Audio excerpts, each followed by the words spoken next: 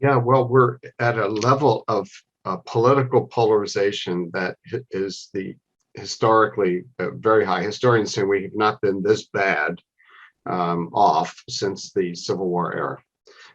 And Wow. it isn't primarily about issues polarization. So it's not that we have, such widely divergent political positions. I mean, that's true. But it's what they call affective or social polarization or sectarianism, in which we've come to view the 70 million people who voted differently than I did as the other, as alien, as enemies, as bad people. There was three words I had seen on another presentation you give: othering, aversion, and moralizing. Can you expand Yeah. on those just a bit? Yeah, so we see reds and blues, we like to say in Braver Angels, okay, rather than, because not everybody identifies as a conservative. Some people are libertarians, some people are progressives, not liberals, but more red, more blue, leaning more conservative, leaning more liberal. So people who have studied this polarization have boiled it down to othering, which is this idea that I don't get you, I don't understand you, you are alien to me. And the second is aversion. I don't like you. I mean, the extent to which I know you at all, I don't like you. And then the third one is that you're a bad person. That the morality thing. You're immoral. And again, we're not talking here about how we feel about a particular politician or members of the other party of government. We're talking about people in our world and our nation who vote differently and who think differently. So it's a real challenge. And we therapists are not immune to this in our own lives.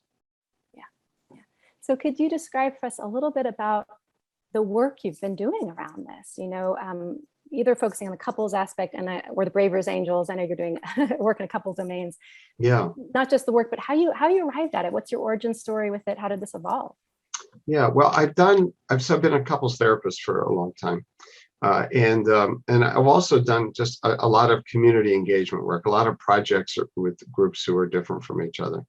And then after the 2016 election, I got a call from a colleague of mine who had been talking to another colleague about what it was like in Manhattan after the Trump victory versus what it was like in Southwest Ohio, where the other guys, both of these guys, David Blankenhorn and David Lapp, and they were talking about they were just different worlds. Okay. Yeah. It was gloom and doom.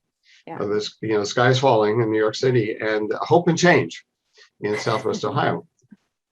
And they decided on the spur of the moment to get together 10 Hillary Clinton voters and 10 Donald Trump voters for 13 hours over a weekend in December of 2016 in Southwest Ohio.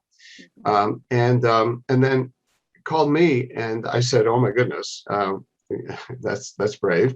What were you thinking of doing with them? And they said they didn't know, but they thought I might be able to figure that out. And so I was sitting right at the same desk and hoping I was not free.